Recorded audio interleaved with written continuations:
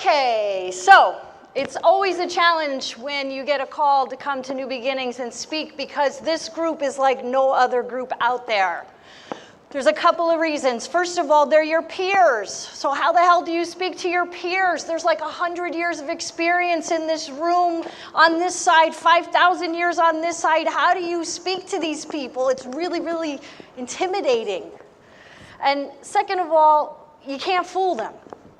They'll know if you're not authentic, true, real, honest. They have bullshit meters and they work. So you have to be real when you get up here.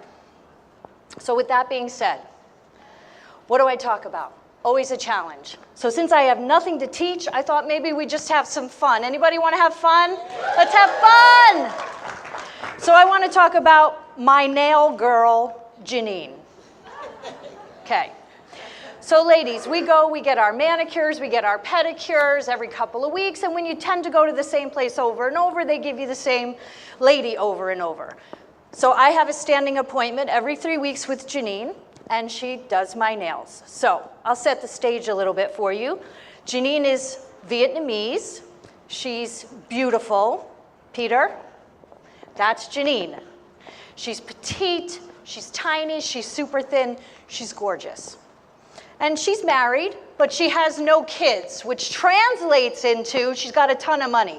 Because I have kids, you have kids, these shits cost a lot of money now, come on. I'm telling the truth here.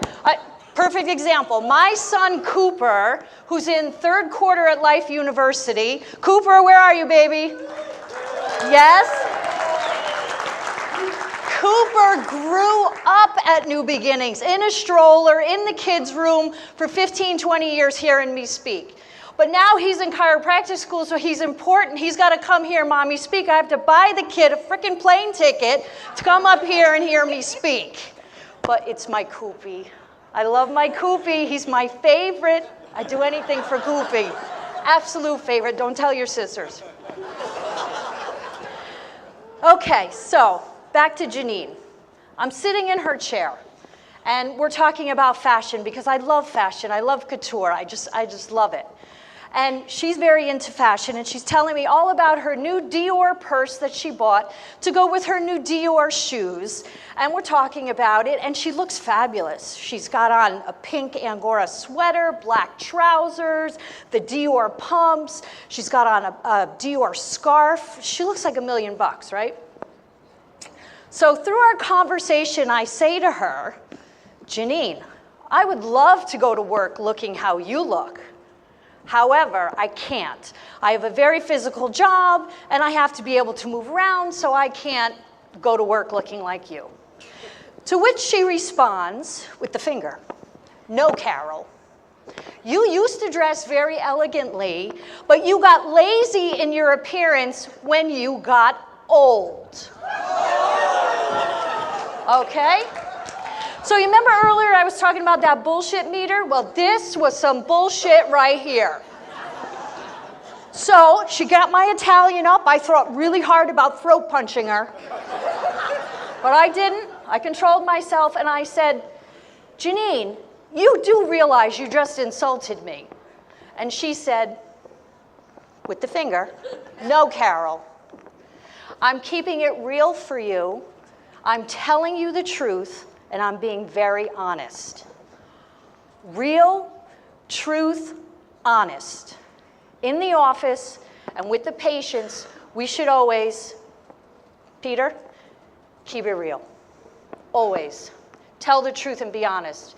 So if we break down what does keeping it real mean, what are we really talking about? Keeping it real means knowing who you are and knowing what you do. I'm a chiropractor. I'm a chiropractor. That's it. I'm not a healer. I'm not a magician. I'm not a quack. I'm a chiropractor. That's it. My job is so simple and so perfect that it hasn't changed in 124 years. My job is to detect and correct vertebral subluxations. That's it. Nothing more and certainly nothing less. Thank you. My job is to find the misalignment that's decreasing the life supply in that person and correct it. Fix it. Send it home if I can. If I am truly correcting a subluxation, then function gets restored to that body, and that life changes. Yes? Yes. If we correct the subluxation and restore function and tone long enough, that life transforms. Yes? Yes. Peter, tell the truth. The truth is, you are stronger with an adjustment than you are without an adjustment. The truth is, you are more powerful when you are in alignment than when you are out of alignment. The truth is, you are more connected to yourself when you are not congested by nerve interference. The truth is, you are destined to be the greatest version of yourself. Getting adjusted unleashes your mind's potential to connect with your body and your spirit. It gives you strength, and it keeps you clear and gets you in the mindset of being the very best that you can be. Peter, nope, go back. Be honest. What do your people really need? What kind of care plan do they really need? How much will it really cost? I was at the Garden State seminar last weekend, and Dr. Joe D'Onofrio got up and he said, you should be able to talk clearly with your patients about care plans and costs because your fees are fair and honest. If you listen to your patients, they will tell you exactly what they need, exactly how to take care of them. Explore their life with them. Talk to them. Listen to them. Don't talk to respond. Listen to respond. Listen to learn. Learn from your patients, and they will direct you because they'll tell you every single way that they're screwing themselves up. They'll tell you about their shitty diets, their burned out lifestyle, their stressed out lifestyle, their crappy relationships. They'll tell you everything to try and help them be better. If you course correct them, give them hints, help them, adjust them, you will help change their life. Not just their neck pain or back pain, but if you honestly and passionately tell them what we do, they want it. They want to drink the Kool-Aid, man. They want what we have. Am I right? Say, oh yeah. Oh yeah. So, when Janine said those horrible, horrible things to me, it really hit me because there was truth in what she said. People gravitate towards truth, don't they? While her delivery absolutely sucked, she was real, she was true, and she was honest with me. Okay, so 3 weeks goes by, and guess what time it is? Almost time to go get my nails done again. Another session with that cow, Janine. Only this time my eyes are open. I've been looking in the mirror. I've been spending a lot of time in my closet. I've cleaned things up a little bit. I've made course corrections, and I am going to fix this bitch. So it's Thursday. My husband comes into my office, and Becky, I got my patient to marry me too. All right, baby. And I say, he says, after I adjust him, what are we going to do tonight? And I say, oh, we're going to go to the Short Hills Mall. And he's like, Short Hills Mall. So for those of you who don't know, the Short Hills Mall is a pretty upscale mall. They've got a lot of couture, a lot of the best designers. So he says, okay, we'll go. So we go to the mall. I march myself right up that escalator to Louis Vuitton. And my husband's like, what are we doing? And I'm like, I got to handle bullshit. Just be quiet. So I go to Louis, I buy myself a beautiful Louis Vuitton scarf. All right? I want you to get with this now. I want you to have a visual. All right? All right. Okay, buy myself a beautiful scarf. All right? All right. The next day's Friday. Time for my nail appointment. I walk in, I have my Louis scarf on, tied in a bow around my neck, black sweater, distressed jeans, black flats. Girlfriend, look good. All right? I walk in, Miss Janine is wearing the same outfit that I have on. Exactly the same. Okay? Except that cow had pumps on and I had flats. Other than that, we looked exactly the same. So I sit in her chair, right? And I'm trying to talk to her. You know, we usually have these great conversations about fashion and who's wearing what. She's not saying anything. She's answering me yes, no, pretending she doesn't speak English, you know. And this, to me, is clear evidence that I have beaten this bad bitch at her own game. All right. So now she's working on me, and the appointment is almost over, and we haven't had much conversation at all. And I finally said to her, you know, Janine, we look exactly the same. We could be twins. I could be your sister. To which she says, with the finger, no, Carol. Oh, and wait, I told her I could be your sister. And I said, the only difference between us is that you're wearing pumps and I'm wearing flats. And I would love to be able to wear what you wear, but my job is very physical, and I can't. So to which she says, no, Carol. And I'm like, oh, here we go. Right? Here they come. She says, you can't wear heels anymore because you eat too much food and you got fat.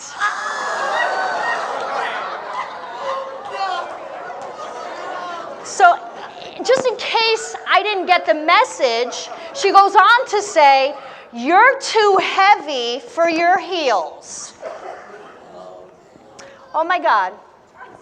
I so want to kill this skinny woman. And although I wanted to put pins in her eyes, I started to think to myself, what a great expression. Too heavy for your heels. Sometimes we take life too seriously and we let it get too heavy. We dwell on things that we shouldn't. We focus on the negative instead of focusing on the positive. We direct all our energy into the lack in our lives instead of the abundance in our lives. In our offices, we focus on the things that are wrong instead of the things that are right. We forget or we lose faith to have trust in the universe because it provides for everything. Everything that is good to us and true to our souls will eventually find its way into our life if we let it. If we get out of the way, if we stay clear and positive, if we hold on to the fact that everything eventually works out, it will. Think about what you've been through in your life. There is no illness that you've had and fought through that you couldn't handle because you're still here. You're still standing. There is no financial burden that has ever been so heavy that you couldn't handle it because you're still here. There has been no crisis or problem in your practice that you couldn't find a solution to because you're still here. You're still adjusting. You're still changing lives. The universe sees all, knows all, and has everything in check. Keep that faith. If you can keep that faith, it will help you stay light on your heels. The burden of what is not can so easily be overcome by the joy that already is. Remember earlier I said you were destined to be the greatest version of yourself? Let that happen. Get out of the way. Trust your intention. Trust your belief. And my God, trust chiropractic. So, a few more weeks go by. It's Thursday, almost time to go see the nail Nazi. And my husband comes to the office again, Thursday night, get adjusted. What are we doing tonight, honey? And I say, we're going back to the Short Hills Mall. And he's like, oh my God, the nail Nazi. So we walk into the mall. I march myself up that escalator, pissed off, The whole time saying, oh, call me fat, tell me I'm ugly, I don't have good shoes. Fuck you, cow. So I march my fat ass right up to Christian Louboutin. Now, some of you guys may not know who that is, but for us ladies, we know it's the red bottom shoes, right?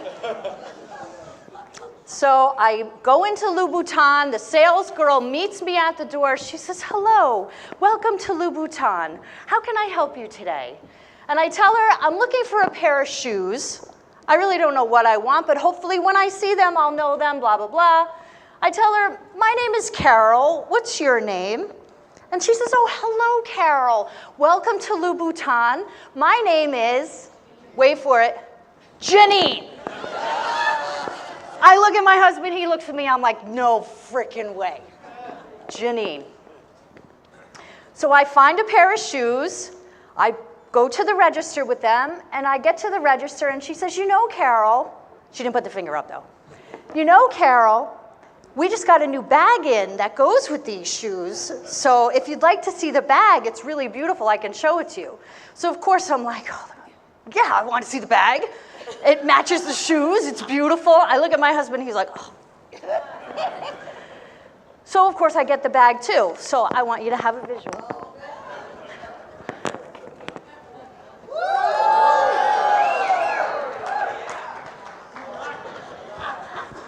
Okay. Hold on.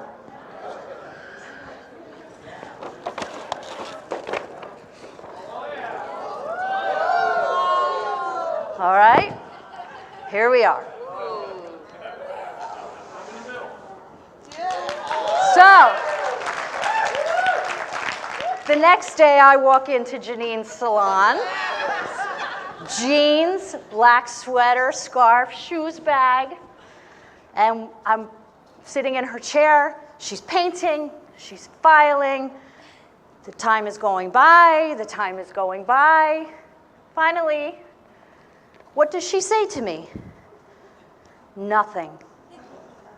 Not one word, nothing. In those moments of silence in Janine's chair, I learned more from her saying nothing than all the horrible things that she had said to me the weeks before. I learned that my opinion is the only opinion that matters. How I feel about myself, the way I conduct myself, how I act is all that matters. Our self-talk and our awareness of who we are and what we do will direct our lives. How we live our lives in or out of integrity with love and compassion will direct our practices. The passion and truth and honesty that we speak in our practices will determine our level of success. So here's the thing that Janine really drove home for me, and it's the thing I want to leave you with. All on our own, without anyone else's approval, we are enough. I am enough. You are enough. And chiropractic is certainly enough. This beautiful thing that we are called to, chiropractic, don't ever for 1 second think that you made the choice to be a chiropractor. You were called to it. This beautiful thing that we call chiropractic is most definitely enough. Peter? Principle number 6 has always been my favorite. There is no process that does not require time. My friends, maybe it's time. Time to let go of everything that has ever made you feel less than. Time to let go of everything that has ever made you feel not good enough. Time to let go of everything that has ever held you back. It's time to breathe in and out, draw a line in the sand, and move forward.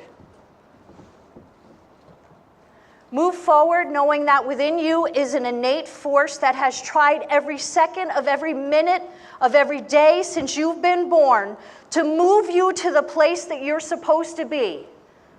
to be the best version of yourself. Love you guys. Thank you. Carol